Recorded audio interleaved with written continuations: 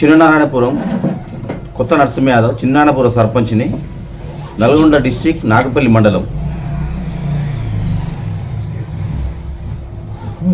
ఎప్పటి నుంచి ఉంటారు మీరు పార్టీలో?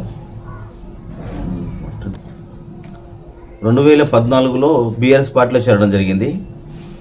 వేముల వీరేశం గారి సమక్షంలో బీఆర్ఎస్లో పార్టీలో చేరినాము. రేగట మల్లికార్జున రెడ్డి ఆయన సమక్షంలో అక్కడ నుంచి బీఆర్ఎస్ పార్టీలో కొనసాగినాము. లాస్ట్ టైం సర్పంచ్గా గెలిచిన నేను 2001 నుంచి నేను రాజకీయాల్లో ఉన్నా. ప్రత్యక్ష రాజకీయాల్లో 2001 నుంచి ఉన్నా. సర్పంచ్గా కూడా ఇక్కడ మా గ్రామంలో ఎటువంటి ఖర్చు లేకుండా బహుశా ఈ రాష్ట్రంలోనే నేను గెలిచి ఉంటా. పెట్టుబడి పెట్టకుండా మా గ్రామ ప్రజలు రూపాయి ఆశించకుండా నిజాయితీగా ఓటేసి గెలిపించుకున్నారు. అలాగే ఎమ్మెల్యే గారు చిరుమతి లింగయ్య గారు కానీ, మన జడ్పీ చైర్మన్ గారు బండ నరేందర్ రెడ్డి గారు కానీ, ఎంపీపీ సూర్యరెడ్డి నరేందర్ రెడ్డి కానీ, రేగట మల్లికార్జున రెడ్డి గారు కానీ, మా ఎంపీటీసీ కానీ అందరి సహాయ సహకారాలతో అభివృద్ధి చేశాము. దాదాపు 80 లక్షల వరకు, 80 నుంచి 90 దాకా, 90 లక్షల వరకు దాకా చేసినాము. ప్రభుత్వం ఎటువంటి కార్యక్రమాలు ఇచ్చినా దాన్ని విజయవంతం చేసినాం. అలాగే మా గ్రామ ప్రజలు కూడా పూర్తి సహకారం అందించారు. మేము 4 సర్పంచ్ తోటి 5 మంది మేము గెలిచినాము. అలాగే కాంగ్రెస్ వాళ్ళు 4 గెలిచారు. అయినా కానీ అటువంటి వ్యత్యాసం లేకుండా పార్టీలు అనకు చూడకుండా అందరూ కూడా సహకరించారు. మంచి గ్రామాన్ని సమిష్టిగా అభివృద్ధి చేయడం జరిగింది. బీఆర్ఎస్కు కాంగ్రెస్కు తేడా ఏంటి సార్ పాలనలో? బీఆర్ఎస్ అనేది ప్రజల పార్టీ, ఉద్యమ పార్టీ. అణువు తెలంగాణలో ప్రతి అణువు తెలుసు. ఉద్యమ నేతగా కేసీఆర్ తెలంగాణ కోసం సుదీర్ఘ పోరాటం చేసి తెలంగాణ తేవడం కోసం ఆయన ఉద్యమం చేసిండు. గతంలో కూడా అంతకంటే ముందు కూడా ఉద్యమాలు నడిచాయి. కానీ వాళ్ళు పదవులకు డబ్బులకు ఆశించి మధ్యలో వదిలేసి సందర్భాలు అనేకం ఉన్నాయి. గతంలో చెన్నారెడ్డి గారు కూడా హయాంలో కూడా 11 మంది ఎంపీలు గెలిచినా కానీ కాంగ్రెస్లో విలీనం చేసి పదవులు ఆశించారు. కానీ కేసీఆర్ ఎటువంటి స్వార్థం లేకుండా, ఎటువంటి లాభాపేక్ష లేకుండా కేవలం తెలంగాణ కోసం చచ్చుడో తెచ్చుడో అన్న కేవలం కాన్సెప్ట్ తోటి ఆయన అందరినీ, అన్ని వర్గాలని ఏకతాటి మీద తీసుకొచ్చి వాళ్ళ కాన్సెప్ట్ని బలంగా ఢిల్లీ దాకా తీసుకెళ్ళి వాళ్లకు గత్యంతరం లేదు, ఇంకా వేరే ఆప్షన్ లేదు, తెలంగాణ ఇవ్వడం తప్పితే మరో ఆప్షన్ లేదు. అటువంటి పరిస్థితుల్లో తెలంగాణ ఇచ్చారు. అంటే ఇచ్చారని చెప్పుకుంటున్నారు కానీ అది ఇచ్చింది కాదు, సాధించుకున్న తెలంగాణ. అది ఎవరి దయాదాక్షాల మీద వచ్చిన తెలంగాణ కాదు, ఉద్యమకారుల యొక్క శ్రమ ఫలమే అంట. పోరాడి సాధించుకున్నాం తెలంగాణ. మెయిన్ ముఖ్యంగా నీళ్లు, నిధులు, నియామకాలు అనేది ఎంతవరకు సక్సెస్ అయింది అనుకుంటారు? 90% సక్సెస్ అయినట్టు. ఎందుకంటే మనము ఈరోజు వరి ధాన్యం చూస్తున్నాం. వరి నీళ్లు ఉంటేనే కదా పండేది. దేశంలోనే అత్యధిక దిగుబడి వచ్చినది వరి. నీళ్లు లేకుండా రావు కదా, అంటే సక్సెస్ అయినట్టే కదా. నియామకాల విషయంలో మీ గ్రామంలో ఎంతమంది గవర్నమెంట్ జాబ్లు వచ్చినాయి సార్? అంటే నేను ఒక విషయం చెప్తానండి. చాలామంది ఏంటంటే యువత కేవలం చదువు అనేది గవర్నమెంట్ ఉద్యోగాలుగా, సరే అది బీఆర్ఎస్ పార్టీ కానీ, అది ఇవాళ కాంగ్రెస్ పార్టీ కానీ, రేపు ఇంకే ఏ పార్టీ అయినా రాని, ఏంటంటే ఒక విధంగా ఒక మాటలో చెప్పాలంటే కేవలం గవర్నమెంట్ ఉద్యోగాల మీద ఆధారపడడం కరెక్ట్ కాదు. ఎందుకంటే చదువు అనేది ఉపాధి కల్పిస్తే తప్పితే గవర్నమెంట్ ఉద్యోగం కోసం కాదు. ఈరోజు 3వ తరగతి చదువుకున్న ఓ మేస్త్రి ఓ బిల్డర్ అవుతుండు. ఏ చదువు లేని వాళ్ళు అనేకమైన బిజినెస్లో రాణిస్తున్నారు. కానీ యువత ఎందుకో కేవలం ఉద్యోగాలు రావాలి, ఉద్యోగాలు రాకపోతే ఆత్మహత్య చేసుకోవడం అనేది తప్పుడు ఆలోచనలో వెళ్తున్నారు. ఉద్యోగాలు అనేది వచ్చినాయి. మొన్న ఇప్పుడు నర్సు జాబ్లు వచ్చినాయి, అవి బీఆర్ఎస్ ఇచ్చినాయి కదా. కొంతవరకు చేయగలిగారు. అన్నీ ఒకేసారి అద్భుతాలు చేయడానికి ఏ గవర్నమెంట్ చేయలేదు. మనం ఇన్నేళ్ళ నుంచి రాజకీయం, మన స్వాతంత్రం వచ్చిన దగ్గర నుంచి ఏ ప్రభుత్వం ఇచ్చిందండి? పూర్తి స్థాయిలో ఎవరికి ఉద్యోగాలు ఇచ్చింది? బీఆర్ఎస్ పార్టీ గతంలో ప్రవేశించిన సంక్షేమ పథకాలు మీ గ్రామంలో ఎంతమంది చేరినాయి సార్? దాదాపు అందరికి వచ్చినాయండి. ప్రతి గుమ్మానికి ఏదో ఒక రూపంలో. గతంలో మనము చూసాం. గత ప్రభుత్వం తెలంగాణ రాకముందు కాంగ్రెస్ ప్రభుత్వం ఉండేది. కొంతకాలం టీడీపీ చేసింది. బడ్జెట్ మాత్రం లక్షల్లో రిలీజ్ చేసేది, కానీ అవి ఎక్కడ పోయేదో తెలిసేది కాదు, ఏమయ్యేదో తెలిసేది కాదు.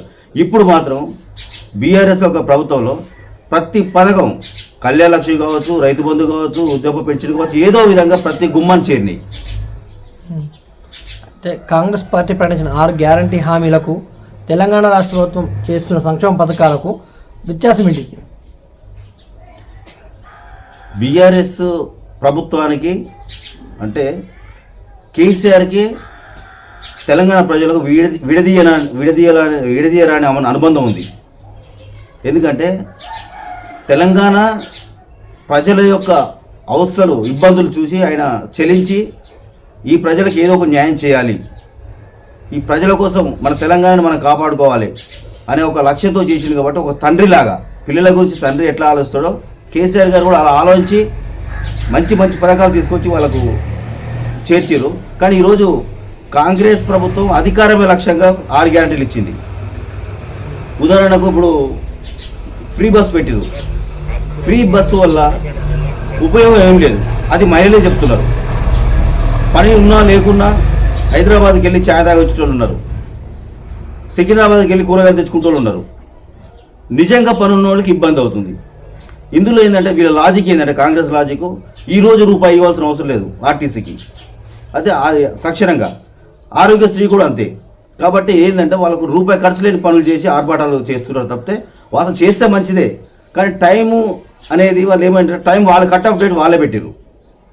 మేము ఈరోజు ఈ టైం లోపు అందుకోసం ఇంత విమర్శ ఎదుర్కోవడానికి కూడా కారణం అదే. వాళ్ళు కనుక టైం ఇవ్వకపోయి ఉంటే 6 నెలలు ఖచ్చితంగా టైం ఇచ్చేవాళ్ళు. కేసీఆర్ ప్రభుత్వం గతంలో రుణమాఫీ చేసింది, కానీ అది కరెక్ట్గా ఇంప్లిమెంట్ కాలేదు. దశల వారీగా చేయడం వల్ల అప్పు మాత్రమే తీరింది, అసలు ఉంది, మళ్ళీ ప్లస్ వడ్డీ కొట్టి పెరిగింది అని చాలామంది నిన్న రుణమాఫీ చేస్తున్న ఉద్దేశం రైతు కూడా కట్టలేదు. దాని మీద మీరు ఏ విధంగా స్పందిస్తారు సార్? అంటే రుణమాఫీ అనేది దశల వరకు ఇస్తారని ముందే చెప్పారు, ఒకేసారి చేస్తారని చెప్పలేదు. కేసీఆర్ ఏ చెప్పినా అది న్యాయబద్ధంగా ఉంటుంది, ఖచ్చితంగా చేసి వెనుకో ముందో చేసి తీరుతారు. ఇలా అదే కాంగ్రెస్ డిసెంబర్ 9th సోనియా గాంధీ జన్మదిన కానుకగా 2 లక్షల రూపాయలు రుణమాఫీ చేస్తాం, మీరు వెంటనే వెళ్ళి మళ్ళీ అప్పు తెచ్చుకోమన్నారు. దాని గురించి ఏమైనా మాట అయినా మాట్లాడుతున్నారా? ఏదైనా విధి విధానాలు నిర్ణయించారా? కాంగ్రెస్కి బీఆర్ఎస్ ప్రభుత్వానికి ఉన్న వ్యత్యాసం అదండి.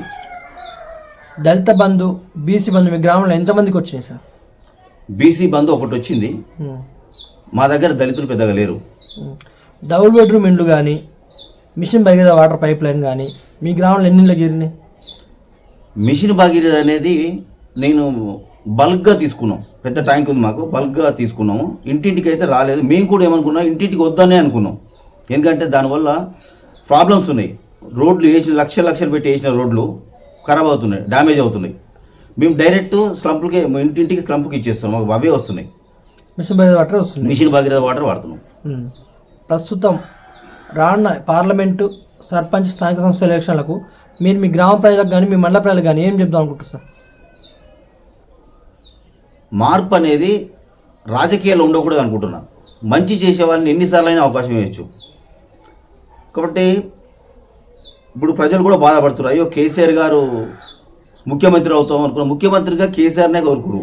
కాకపోతే ఎమ్మెల్యేల్లో ఉన్న కొంత వ్యతిరేకతని వాళ్ళు ప్రజలు ఓటు రూపంలో చూపించారు. కానీ సీఎం మాత్రం కేసీఆర్ కావాలన్న కోరిక ఉంది. ఆ సెంటిమెంట్ ఎంపీ ఎన్నికల్లో పనిచేస్తుందని అనుకుంటున్నాం. అయితే చివరగా మీ గ్రామంలో మీరు సర్పంచ్ కాకతల్లి, సర్పంచ్ అయిన తర్వాత మీ గ్రామంలో జరిగిన అభివృద్ధి గురించి చెప్పండి సార్. సర్పంచ్గా నేను గెలవక ముందు 3 గ్రామ పంచాయతీలు ఉండదు. దీంట్లో చిన్ననారాయణపురం, కొండపాకంగూడెం, ఎనుగులదోరి. అప్పుడు 1600 పైగా ఉండే జనాభా. తర్వాత ఈ గ్రామ పంచాయతీలు మాకు సపరేట్ అయ్యింది. 2 గ్రామ పంచాయతీలు, ముందు మేజర్ మా గ్రామ పంచాయతీ, ఇక్కడ నుంచి 2 గ్రామ పంచాయతీలు సపరేట్ అవ్వడం వల్ల కొంత ఫండింగ్ తగ్గిపోయింది. వాస్తవానికి అయితే సర్పంచులు చాలా ఇబ్బంది పడ్డారు. మాకు కూడా ఇప్పటికి కూడా బిల్లులు రాలేదు. నాకు కొంచెం బిల్లు వచ్చేది ఉంది. పదవి కాలం కూడా పూర్తయింది. రాష్ట్ర ప్రభుత్వం సర్పంచులు మాత్రం ఇబ్బంది పెట్టింది. అది కూడా కొంచెం పనిచేసి ఓటమి కారణమైందని అనుకుంటున్నాం.